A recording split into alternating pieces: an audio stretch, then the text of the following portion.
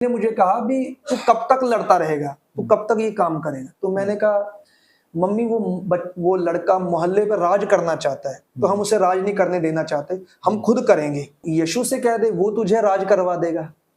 तो मैंने कहा भी मम्मी ये क्या बात हुई, यीशु मसीह हमें कैसे राज करवा सकता है। यीशु मसीह तो प्रेम का प्रचार करता है, दुश्मनों से प्रेम करो, तुम्हारे एक गाल पे कोई थप्पड़ मारे दूसरा आगे कर दो। इतना जानते थे आप? तो हाँ सुना था ना, मैंने ये बात कही मम्मी से भी यीशु मसीह तो प्यार का संदेश देता है, हम तलवारें चलाने वाले, लाठियां उठाने वाले, हथियार उठाने वाले, अब हम प्यार का संदेश देके थोड़ी उसको जीत लेंगे या राज कायम होगा, इसके लिए लड़ना पड़ेगा।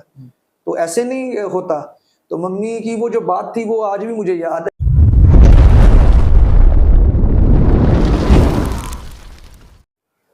आप सबको जय मसीह की, प्रभु आप सबको आशीष दे। और मैं सुशील ब्रदर आप सबके बीच में एक बहुत ही खास वीडियो लेकर आए हैं। हमारे बीच में पास्टर गुरप्रीत जी हैं और आज ये प्रभु का सेवा कर रहे हैं और उसके साथ साथ ये वर्शिप भी करते हैं। इनके कई गाने भी यूट्यूब पे हैं और अभी हम पंजाब में उपस्थित हैं। सो हम लोग आज इस वीडियो में देखने वाले हैं कि पास्टर जी के जीवन में प्रभु कौन ऐसा कार्य किया कि आज ये सेवा कर रहे हैं, क्योंकि एक समय था कि ये प्रभु का सेवा नहीं करते थे। तो हम लोग जो है कि इस वीडियो में देखने वाले हैं। पास्टर जी आपको जय मसीह की। जय मसीह की। और आप प्रभु में नहीं थे तो उससे पहले आपका जीवन कैसा था, आप थोड़ा पब्लिक को बताएं और उससे पहले अपना नाम बताएं और सेवा आप कहाँ कर रहे हैं, सेवा किस प्रकार से कर रहे हैं आप बताएं। तमाम मसीह भाई बहन जो हमें इस चैनल के ऊपर देख रहे हैं, सबको जय मसीह की। प्रभु आपको बड़ी बरकत दे। सबसे पहले मैं आपका बड़ा धन्यवाद करता हूँ पास्टर जी कि आप हमारे बीच में आए और ये मौका मिला कि मैं अपने जीवन की गवाही सब भाई बहनों के सामने रख सकूं। मेरा नाम प्रॉफिट गुरप्रीत जॉन एलाइजा और मैं लुधियाना पंजाब का रहने वाला हूँ। मेरा जो गांव है वो जमालपुर एरिया, और मैं बॉर्न क्रिश्चियन नहीं हूँ और मसीह को पहले हम नहीं जानते थे। मैं बताना चाहता हूँ कि बचपन से ही मैं बड़ा एक्टिविटीज़ किया करता था, जैसे कि पार्टिसिपेट किया करता था डांस में, सिंगिंग में, खेल कूद में, और यही चीज़ों के अंदर मैं बढ़ता गया। और धीरे धीरे फिर मैंने जब मैं पंजाबी जो हमारा सभ्याचार भंगड़ा ग्रुप, तो मैंने वो तैयार किया और मैरिज पार्टीज के ऊपर मैं स्कूल टाइम से लेके कॉलेज जो मैं डिप्लोमा करता था ऑटोमोबाइल का, उस समय तक मैं पार्ट टाइम जो था वो काम किया करता था भंगड़े का ग्रुप। शादियों के ऊपर हमने जाना और वहाँ पे जाके हमने डांस परफॉर्मेंस करना। उसके बाद हमारे जो पापा जो ट्रक ड्राइवर थे और बचपन से ही शराब हमारे घर के अंदर हमने नॉर्मल देखी थी कि हमारे फादर साहब हमेशा शराब जो पीते थे। कोई प्रोग्राम है, कोई शादी है, कुछ भी माहौल है तो वो शराब पीते थे। तो शराब से बचपन से एक गलत रिलेशनशिप हो गया। और जब भी हम मतलब बैठते थे हम रिश्तेदारी में किसी बड़ों के साथ, तो हम बराबर के लोगों से नहीं, बड़ों के साथ भी बैठ के मैं शराब पिया करता था। आप जी, मतलब पिताजी से के साथ भी, और अगर कोई हमारा कोई मामा चाचा कोई बड़ा भी है तो उसके साथ भी बैठ के मैं शराब पी रहा हूँ। तो ऐसा माहौल हो ऐसे मतलब अभी पंजाब में हम काफी चीज देखे हुए हैं, जैसे आप बोले कि पिताजी के साथ शराब पीना।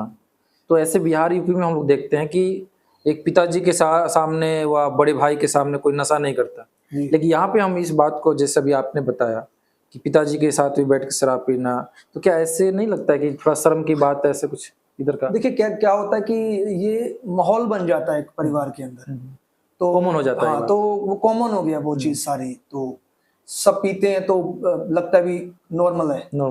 तो शराब पीने लगा। फिर जो मैरिज पार्टीज के ऊपर मैं जब जाया करता था, आपको पता कि पंजाबी ये नॉर्मल है शराब ये चलना पीना।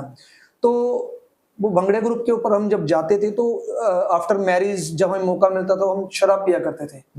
तो उससे और भी ज्यादा मेरी आदत बिगड़ गई क्योंकि फ्री की मिलने लगी। जब जाते थे वहां पे तो जो भंगड़ा का जो बजाया जाता है पहले पीते थे कि बाद में पीते? देखिए कभी ऐसा होता था माहौल थके हैं, लग रहा है, मन कर रहा है, तो बीच में थोड़ा थोड़ा हम पी लेते थे। तो बाद में क्या होता था कि बाद में जब प्रोग्राम खत्म होता था फिर फुल एकदम टल्ली होना है, तो हमने शराब पीनी फ्री की। तो अगर शादी खत्म हो गई, बाद में पीना है, तो हम उनसे मांग लेते थे भी हमें खुशी का माहौल है, हमें जो है दारू की एक बोतल दे दीजिए। तो उसको हम फिर दारू को, शराब को हम पिया करते थे बाद में आके। मेरे बड़े भाई मेरे साथ होते थे, वो गाड़ी चलाया करते थे, भंगड़ा ग्रुप के जो हमारा आने जाने का जो साधन था, हमारी गाड़ी, वो गाड़ी चलाया करते थे, तो उसमें वो हमारे साथ होते थे। तो फिर मैं अगर वहां से नहीं मिलती थी तो अपना इतना हम कमाते थे कि हम खुद की ले लेते थे। तो शराब पीनी है, चाहे वहां से पी कोई दे या खुद खरीद के पिए, तो पीनी है, तो आदत बन गई। तो आदत बन गई। तो ये शराब जो थी, क्योंकि सुबह के प्रोग्राम देखने, शाम को भी देखना, शाम की मैरिजेस होती थी नाइट, तो आदत बन गई रात को भी पीने की। तो मैं 4-4 बजे तक दारू पिया करता था। अगर रात को नहीं भी है प्रोग्राम तो मैं रात को भी दारू पिया करता था। तो मैं जब दारू पी के, अगर नॉर्मल है, फ्री टाइम में हूँ, तो मैं दोस्तों के साथ शराब पी के जो है घर की दीवार को मैंने ऐसे पार करके आ जाना, परिवार के लोगों को पता चल रहा है नहीं चल रहा है, मैं आ रहा हूँ, कब जा रहा हूँ, तो एकदम आजादी थी। और इसी के साथ साथ जो है मैं मेडिकल नशा करने लगा, शौक में, ये जैसे कैप्सूल वगैरह, शीशियां आती थी कोरेक्स की, वो मेडिसिन के तौर पर होती है, लेकिन वो ज्यादा पीने से नशा हो जाता है। तो मैं उसे शौक से उसे पीने लगा भी, चलो इसका भी थोड़ा नशा करके देखते हैं। तो शौक में वो नशा करने लगे, मेडिकल ड्रग्स लेने लगे, जैसे कि कैप्सूल, जो खांसी की मेडिसिन होती है टॉनिक, वो पी लेते थे। टोरेक्स आता था, कोरेक्स एसिड आती थी, टोरेक्स आता था। तो ऐसे हम यूज करते थे। तो धीरे धीरे जो था, मैं नशे के साथ साथ मेरे जो दोस्त थे, हम ऑब्वियसली अब नशा करेंगे तो कुछ ना कुछ तो हुल्लड़ भी करेंगे जी। तो मैं अपने मोहल्ले में भी बहुत माना हुआ था कि मैं लड़ने में बड़ा तत्ता था भाई, पंजाबी जो है बड़ा गर्म स्वभाव का। तो जब हमारी ऐसा हुआ कि किसी नामी बदमाश के साथ, मेरे मोहल्ले में ही वो लड़का रहता है अभी भी, उसके साथ 2008 में मेरी लड़ाई हो गई। और जब मेरी लड़ाई हो गई तो लड़ाई के कारण जो है वो बहुत ज्यादा नुकसान हो गया। तो मैंने उसे बहुत ज्यादा मार लिया, उसको पीट लिया। तो गए तो उसने कहा भी भाई की इसकी ना लड़ाई, ठीक है तो कोई बात नहीं, चलते हम। तो उसने पहले कहा भी मुझे जो स्मैक पिलाओ। तो अब उसने कह दिया है तो उसकी डिमांड भी पूरी करनी पड़ेगी। तो उसने मुझे कहा भी, मेरे दोस्त ने कहा पैसे निकाल, तो मैंने वही 2500 दिया उसको। तो उसने वहां पे वो ड्रग्स ली, और हमने कभी पी नहीं थी, तो वो कहता मेरे साथ पियो अब। तो अब मजबूरी थी, अब उसको उससे सहारा बनाया, तो उसको उसकी बात माननी पड़ेगी। तो हमने फिर उसके बात को मानकर वो जो ड्रग्स था, वो स्मैक था, वो पहली बार पिया। उसके बाद फिर ऐसे वो जो हम स्मैक के ड्रग्स के भी आदी हो गए। वो मेरा दोस्त, हम दोनों ड्रग्स जो था वो पिया करते थे। तो उसमें हम और उलझते गए। तो एक दिन ऐसा हुआ कि मेरे वो जो लड़का था वो उसको उसके परिवार वालों ने, जो गैंगस्टर था, उसको उसके परिवार वालों ने उठा लिया, उठा के मतलब नशा छुड़ाऊ केंद्र में भेज दिया कि ये बड़े नशे करता है। तो जब हमें पता चला कि हमारा जो पीछे सपोर्ट करने वाला बंदा था वो तो उठा लिया, वो नशा छुड़ाऊ केंद्र में है, तो हमारी सपोर्ट खत्म हो गई। तो फिर हमारी लड़ाई झगड़े फिर स्टार्ट हो गए। तो मैंने कहा यार ये बात नहीं बनेगी, कुछ इसको फाइनल करते हैं। उस समय तक कितने नशा मतलब आप कर चुके थे? नशा मैं आपको बताऊं कि कोई ऐसा नशा नहीं था जो मैंने जो किया ना हो। सब तरह के नशे मैंने किए। तो जितने मार्केट में नशे थे वो सब करके देख लिए थे।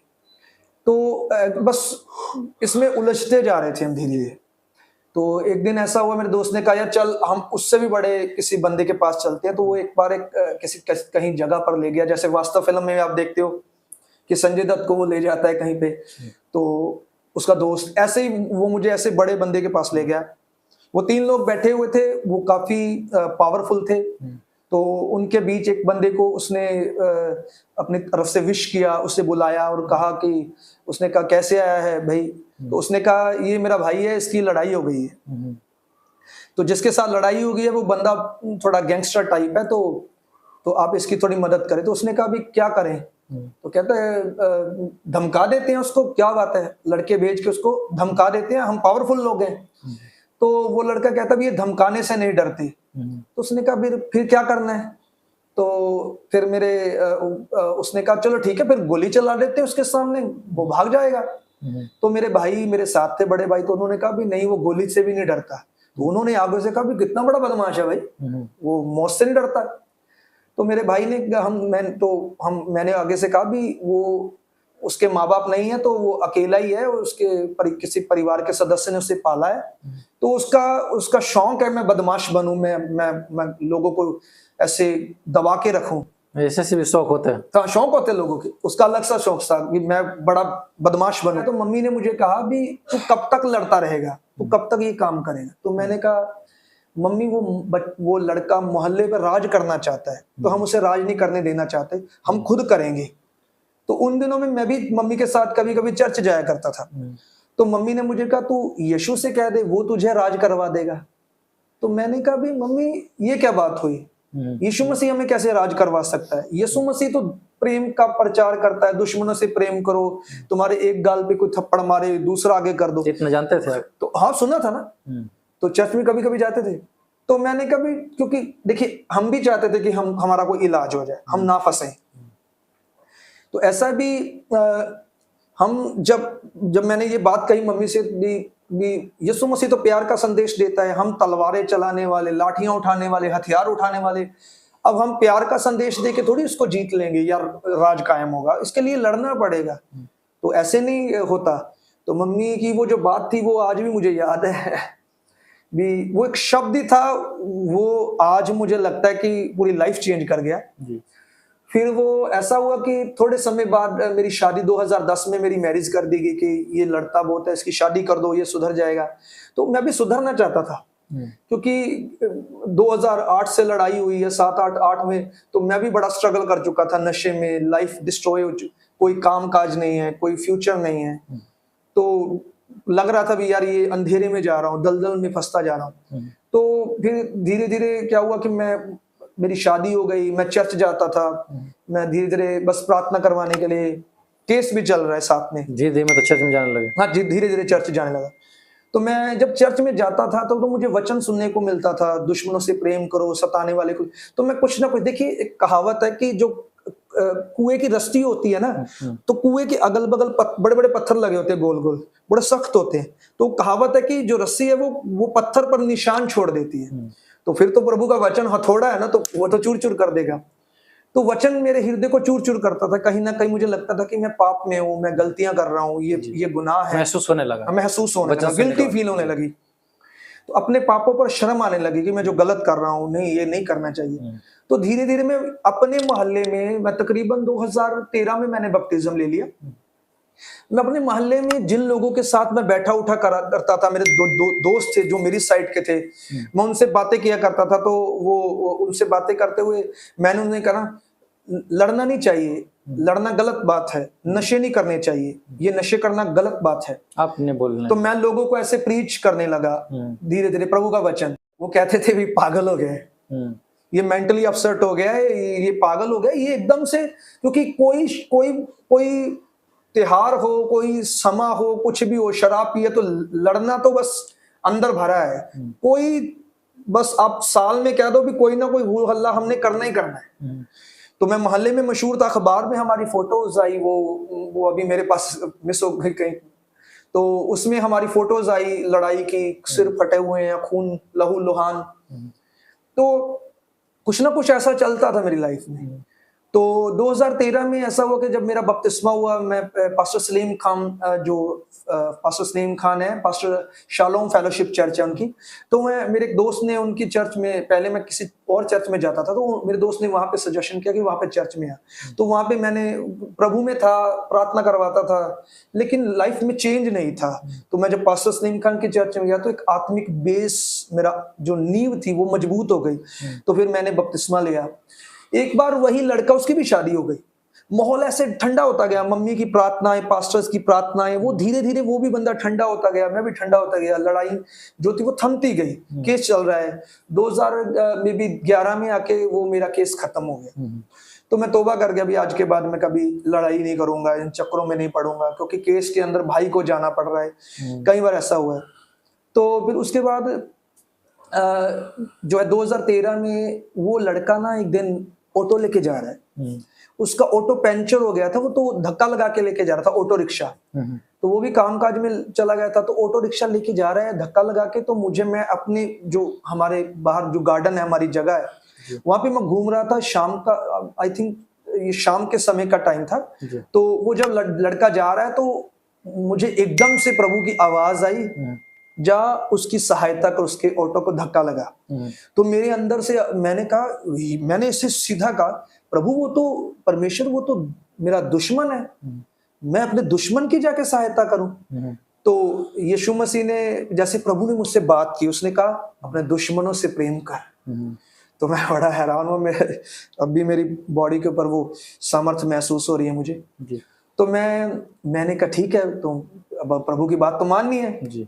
तो मैं जाके उसके ऑटो को पीछे से धक्का लगाने लगा। जब उसने देखा कि ऑटो को उसने देखा भी ये ऑटो को क्या हुआ, एकदम से ये तेज को होने लगा, तो उसने पीछे मुड़ के देखा तो मुझे, तो वो डर गया, तो वो घबरा गया, क्योंकि देखिए एकदम से आपका दुश्मन आए और आपके पीछे से आपको हेल्प करने लगे तो शॉक तो होता है बंदा।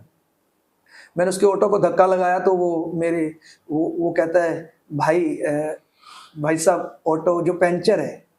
तो मैं, कोई बात नहीं भाई, जहां तुझे जाना मैं छोड़ दूंगा। तो कहता है पास ही में जाना है, सड़क के ऊपर। तो मैंने उसके ऑटो को धक्का लगाया, रोड पे उसको सड़क के ऊपर छोड़ दिया। तो वो आगे से मुझे कहता है हाथ जोड़ के, भाई साहब मैं आपकी क्या सेवा करूं? तो मैंने आगे से कहा, भाई मैं आपकी क्या सेवा करूं? तो पंजाबी में बात चल रही थी और मैं हिंदी में बोल रहा हूँ। तो उन्होंने, वीरे तेरी की मदद करा, की सहायता करा, मैं तेरी क्या सेवा करूं? मैं तेरी क्या, तू बता तेरी क्या सेवा करूं? तो वो बंदा मुझसे इतना इंस्पायर हुआ कि ये बंदा इतना बदल गया है, भी मेरी मदद कर। वो बंदा जब भी मुझे मिला करता था, वो मुझे हाथ मिलाता था और वो ऐसे उसने करना अपनी तरफ से, और मुझे कहा करना, बाबा जी आप मेरे लिए प्रार्थना किया करो कि मेरा भी जीवन सुधर जाए, मेरे भी केस खत्म हो जाए। आज भी वो लड़का जीवित है, आज भी वो नशे में, आज भी उसकी जिंदगी कुछ ऐसी उथल पुथल है, शादी हो गई, बच्चे हो गए, लेकिन जब भी वो मिलता है मुझे आज भी सर झुका के मिलता है और हाथ जोड़ के कहता है कि मेरे लिए प्रार्थना, क्योंकि मैं एक पास्टर के रूप में प्रीचर बन गया, प्रचारक बन गया, तो मोहल्ले में फैल गया कि फिर मेरी सेवकाई स्टार्ट हो गई। तो फिर 7 दिसंबर 2014 को प्रभु ने मुझे पवित्र आत्मा का अभिषेक दिया उस भविष्यवाणी के बाद। उसके बाद फिर मैं 2012 में ऐसे ही एक बहन हमारे पास आई प्रार्थना करवाने के लिए अपने बच्चे के लिए। तो मैं उन्होंने कहा पास्टर जी से प्रार्थना करवा दो, बच्चा बड़ा रो रहा है। तो मैं कहा मैं खुद कर देता हूँ। तो मैं उसके बच्चे के लिए जब प्रार्थना करने लगा तो उस बहन के अंदर दुष्ट आत्मा आ गई। तो बाहर एकदम मोहल्ले के अंदर जब वो ऐसे उछलने लगी, चिल्लाने लगी, तो मोहल्ले वाले इकट्ठे हो गए, भी ये क्या हुआ, ये क्या हुआ। तो बच्चा चुप कर गया, उसकी माँ चिल्लाने लगी। और जब मैंने उसके लिए प्रार्थना की तो पहली टाइम वो दुष्ट आत्मा जो निकल के चला गया। तो वो मेरे पाँव छूने लगी।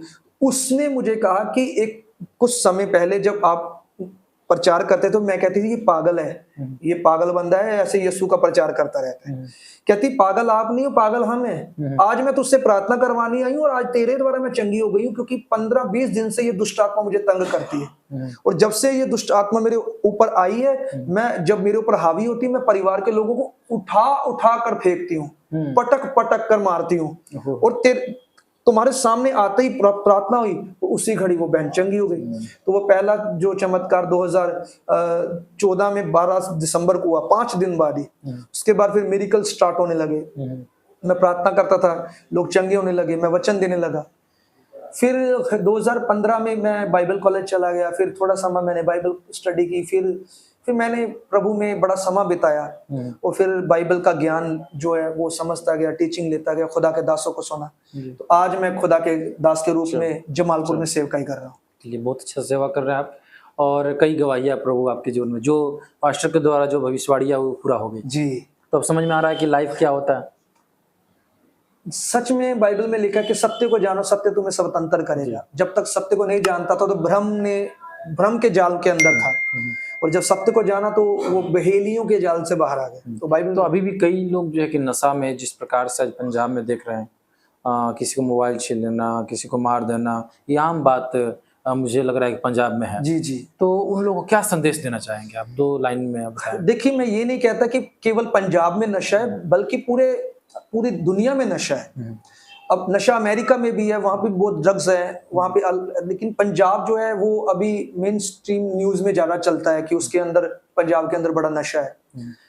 तो मैं पंजाब के लड़कों से, भाई बहनों से जो नशे में हैं, मैं उनको बताना चाहता हूँ कि मैं भी एक टाइम नशे में था और मैं बहुत सारे नशे करके निकला हूँ। वो नशे मैं नहीं छोड़ पाता। मैं अपनी मम्मी से कहता था कि ये नशे अब हमारी मौत तक साथ जाएंगे, नाश का कारण है। हाँ, नाश का कारण बनेगा। हम कहते थे ये मड़ियां तक जाऊंगा, पंजाबी, ये शमशान घाट तक जाएंगे अब। तो मेरे भाई भी, हम दोनों एक साथ नशा करते थे। तो प्रभु यीशु के पीछे चलने से, यीशु के उस अनुग्रह से, उसकी बड़ी दया से, प्रभु के दासों की प्रार्थनाओं के द्वारा हमने टोटल नशे छोड़ दिए। कोई नशा नहीं, कोई बुरी बात नहीं, टोटल एवरी जो सिंगल नशा भी हमने नहीं, जो सब छोड़ दिया। मेरे बड़े भाई ने भी छोड़ दिया, मैंने, और हमारे साथ वालों ने नहीं छोड़ा। तो मैं आपको भी बताना चाहता हूँ कि यीशु मसीह धर्म नहीं बदलता, बंदे की सोच बदल देता है, उसका मन बदल देता है। जब बदलता है तो वही जानता है। चलिए, प्रभु आप लोग को आशीष दे। इस गवाही के द्वारा आप लोग जो कुछ भी आपका विचार है, अपना राय कमेंट बॉक्स में लिखिएगा। और हम आपको बताना चाहते हैं कि पास्टर जी का गाना भी है, कई गाना भी निकला हुआ है। इनका खुद का चैनल हम चाहेंगे आप 2 शब्द में अपना गाना का नाम बता दें और कौन से चैनल पे वो बता दें। जी, मेरी मिनिस्ट्री का नाम है प्रॉफिट गुरप्रीत जर्नलिज्म मिनिस्ट्री, और चर्च का नाम है the church of great salvation and great victory, registered है। और मेरा जब आज मेरे ये हाथ पे घड़ी है, घड़ी जो है ये समा बताता है कि 10 साल पहले मैं क्या था और 10 साल बाद में क्या हूँ। तो मैं, जो मेरा सॉन्ग है प्रॉफिट गुरप्रीत जर्नलाइजर, मेरे चैनल के ऊपर है, वक्त बदल जांदा बंदा ओही हुंदा है। तो ये एक मेरी लाइफ की टेस्टिमनी है। उस सॉन्ग के अंदर जो है मेरी वाइफ, मेरे बच्चे, परिवार के लोगों ने उसे जो है शूट, उसमें एक्टिंग किया, शूट किया, क्योंकि वो ओरिजिनल ही, एक्टिंग तो नहीं है, वो ओरिजिनल ही है। तो फुल फैमिली ने, हमने मिलकर उस सॉन्ग में पार्टिसिपेट लिया है। और उस सॉन्ग का जो शब्द है वो पंजाबी में है, लेकिन मुझे लगता है कि सुनने वालों को बरकत मिलेगी। फिर मिलते हैं एक नए वीडियो में, और अपना राय कमेंट बॉक्स में लिखिएगा। और सभी भाई बहनों को जय मसीह की। जय।